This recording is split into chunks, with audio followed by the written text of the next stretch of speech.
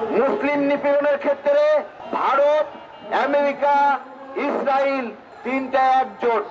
America এ পর্যন্ত যত যুদ্ধ করেছে সবগুলো যুদ্ধের মূল কথা ছিল তারা শান্তি প্রতিষ্ঠা করতে চায়।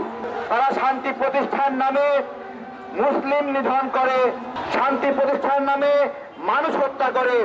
অদ্ভুত বিষয়, তাদের হত্যা শান্তি প্রতিষ্ঠার জন্য। আরেকটি দেশ রয়েছে আমাদের পার্শ্ববর্তী দেশ ভারত, তারাও এরকম ভাবে মুসলিমদেরকে নিপীড়ন করছে, মুসলিম হত্যা করছে। মুসলিম নিপীড়নের ক্ষেত্রে ভারত, আমেরিকা, ইসরায়েল তিনটা একজোট, একসাথে এক তালে মুসলিমদের বিরুদ্ধে কার্যক্রম করছে। ভারত আমাদের এখানে সংখ্যালঘুর কথা, নিপীড়নের কথা বলে।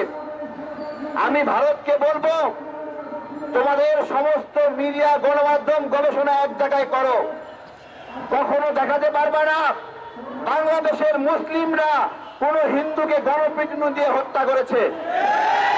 এই আছে নাকি এরকম কোন ঘটনা? ভাই, কোন ঘটনা নাই। অথচ ফরিদপুরে 2 মুসলিম নির্মাণ শ্রমিককে পিটিয়ে পিটিয়ে হত্যা করলো। আমরা ধৈর্য ধরেছি। চট্টগ্রামে আমাদের আইনজীবী আলিফ ভাইকে হত্যা করলো, আমরা চুপ আছি।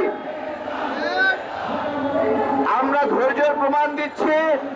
তারা মনে করছে এদেরকে তো কিছু করা যায় না, এদেরকে তো যা ইচ্ছে তাই করা যায়। আমাদের ধৈর্য দেখে আমরা আপনাদেরকে বলবো, ভাই, ওরা যে যুদ্ধ করছে সেই যুদ্ধে আমরা তাল মেলাবো কিনা। আমাদের স্পষ্ট কথা, ওদের অর্থনীতি বন্ধ করতে হবে। আমার দুঃখ লাগে, সারা বিশ্বে মুসলিম অর্থনীতি সবচেয়ে শক্তিশালী, আমাদের তেল অর্থনীতি শক্তিশালী, আমাদের স্বর্ণের অর্থনীতি শক্তিশালী, কিন্তু আমরা কিছু করতে পারি না। আমাদের তেল অর্থনীতি দিয়ে আমরা চাপ দিতে পারি নাই। তেল বন্ধ করে দেব, ফিলিস্তিনিদের উপর অত্যাচার বন্ধ করো। আমাদের মধ্যপ্রাচ্যের দেশগুলো মুসলিম ভাইরা এটা বলে নাই। আমাদের ছিল, এই শক্তি ছিল, কিন্তু আমরা কখনো কাজে লাগাই নাই।